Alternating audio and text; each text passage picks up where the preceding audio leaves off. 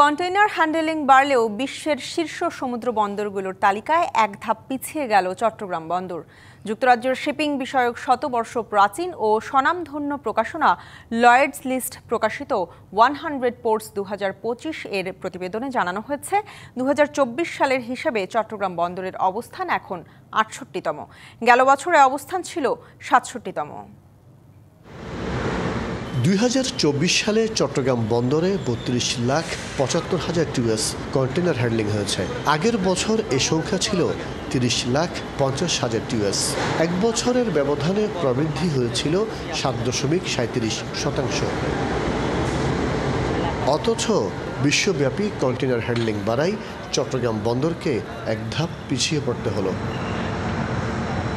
গত এক দশকে চট্টগ্রাম বন্দরের অবস্থান সবচেয়ে ভালো ছিল 2019 সালে। ওই বছর অবস্থান ছিল 58তম। বাংলাদেশের শুধু চট্টগ্রাম বন্দরই প্রতি বছর 100 বন্দরের তালিকায় স্থান পাচ্ছে। সমুদ্র পথে দেশের কন্টেইনার পরিবহনের 93% এই চট্টগ্রাম বন্দর দিয়ে হয়। মোংলা বন্দর দিয়ে পরিবহন হয় 1%। গত বছর দেড় বছর থেকে আমাদের ব্যবসায়ীরা আমদানি রপ্তানি কার্যক্রম চালাতে গিয়ে হিমশিম খেতে হচ্ছিল। ব্যাংকিং প্রবলেম ছিল, ডলারের সংকট ছিল, সব কিছু মিলিয়ে আমাদের ইকোনমি গ্রোথটা সেরকম ছিল না। তা আমরা আশা করছি অতি সত্বর এই সমস্যা।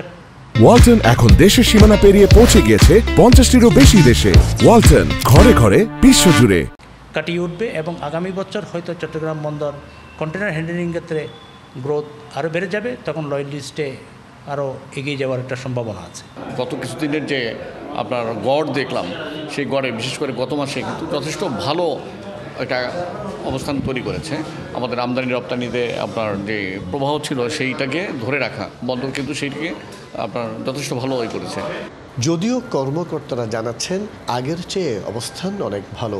বন্দরের ইতিহাসে একদিনে সর্বোচ্চ কন্টেইনার হ্যান্ডলিংয়ের রেকর্ড সৃষ্টি হয়েছে নৌবাহিনী পরিচালিত নিউমরিক কন্টেইনার টার্মিনালে। সব দিক দিয়ে আমাদের সূচকগুলো ঊর্ধ্বমুখী। আমরা যেমন কন্টেইনারের ডুয়েল টাইম কমিয়েছি এবং জাহাজের টার্ন অ্যারাউন্ড টাইম আগের থেকে কমে এসছে। আমাদের যে চট্টগ্রাম বন্দরের অভ্যন্তরে যে কন্টেইনার রাখার স্থান, সেটা পূর্বের থেকে অনেক বৃদ্ধি পেয়েছে। তো সব মিলিয়ে চট্টগ্রাম বন্দরের আগের অবস্থা এবং বর্তমান অবস্থা যদি আমরা কম্পেয়ার করি, তাহলে বর্তমানে অবস্থা অনেক ভালো। 5,15,06,300 কন্টেইনার হ্যান্ডলিং করে তালিকার শীর্ষে চীনের সাংহাই বন্দর।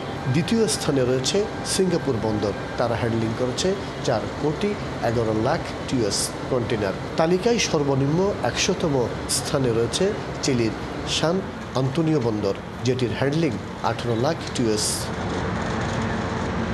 মাসুদুল হক, ডিবিসি নিউজ, চট্টগ্রাম।